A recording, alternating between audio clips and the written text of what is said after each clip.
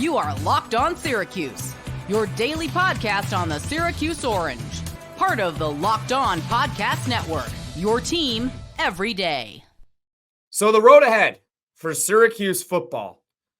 Let's talk about it. This team, credit their resiliency. Credit this coaching staff and credit the players. Because it wasn't just a bad 2.5 quarters against Virginia Tech. It was an extension of a bad 4 quarters against Pitt. And they found a way to win this one. And now they're 6-2, which means they're going bowling. And they're 3-2 within the conference. So right now, I'm doing this. See, this is not a live recording that you're watching right now, but I'm going to do this live. I'm going to look at the scores in the ACC. Let's take a look. All right, so Miami wins 53-31. That was a close. That was an upset watch. Okay, so Miami stays undefeated within the conference. It's very unlikely that Syracuse can still compete for a conference title game because at this point the upside is 6-2 in the ACC, right? And I think you need to be 7-1 or even 8-0 to make it there. But technicality sake, they're not dead, technicality-wise. But it's so unlikely that even at 6-2, even if they run the table, that they would play for the conference title game. But regardless, I think what this win does is not only it puts them in a bowl game, this is setting up Syracuse to have a successful first season under Fran Brown. Forget what they have said what success is. I love that Fran Brown's answer to what is success, going undefeated and winning the national championship. You have to say that because you don't want to admit that you want to lose games. And I'm not saying I want Syracuse to lose games by any means. I want the same thing. That's the ultimate success. But it's about building blocks.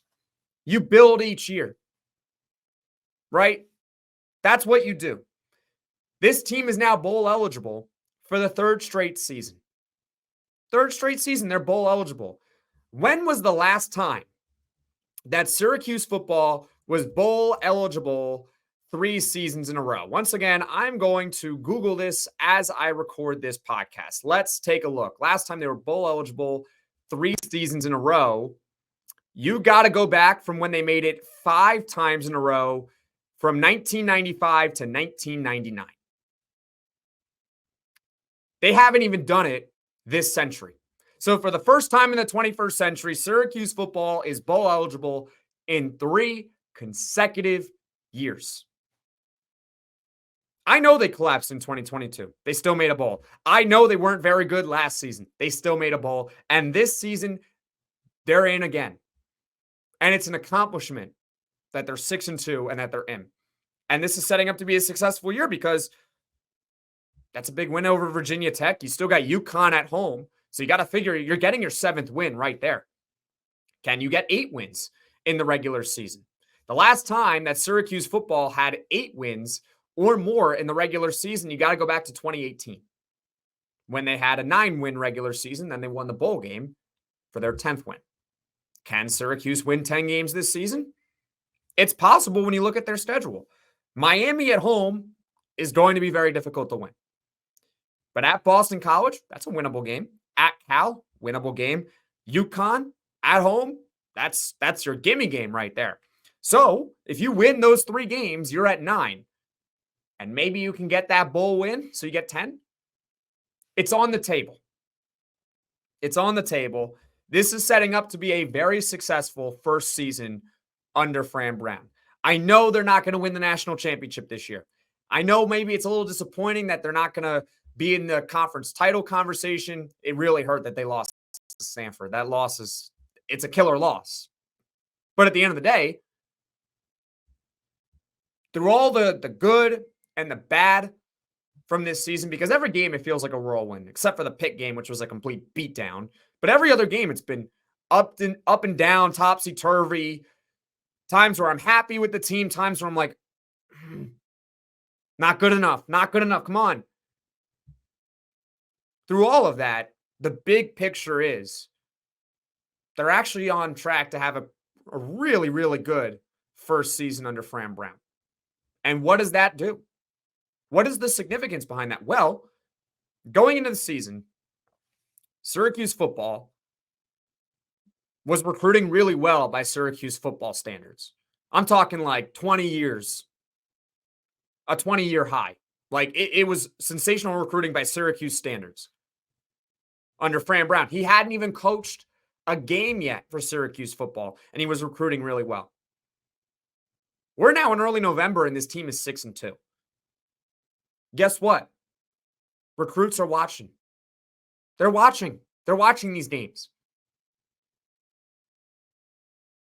Go look at Florida State, who's having a terrible season. They're decommitting left and right from Florida State. Syracuse football having a really good year. Guess what? That's going to help recruiting. Because unlike in 2018, when you'd think that after a 9-win season, that'll help recruiting, they didn't have Fran Brown as head coach. See, I believe in Fran Brown as a recruiter. I really do. Now, I'm saying that in terms of like, yes, there's been ups and downs with his coaching this season, but I've always believed in him as a recruiter. I've always believed in him. He can recruit really well. If he was the recruiter in 2018, if he was with Syracuse 6 years ago, who knows where this program would be by now? He wasn't there. They couldn't capitalize on that season. This year, with Fran Brown's track record of recruiting, I think they can capitalize on this. You're 6-2. You're set up to potentially have an 8-9 win regular season and another bowl appearance for the third straight season. First time this century. So the road ahead, it's an optimistic view. You can't complain all that much, really. Credit this team for finding a way. Because, man, they had us fooled. It was a trick in the first 2.5 quarters.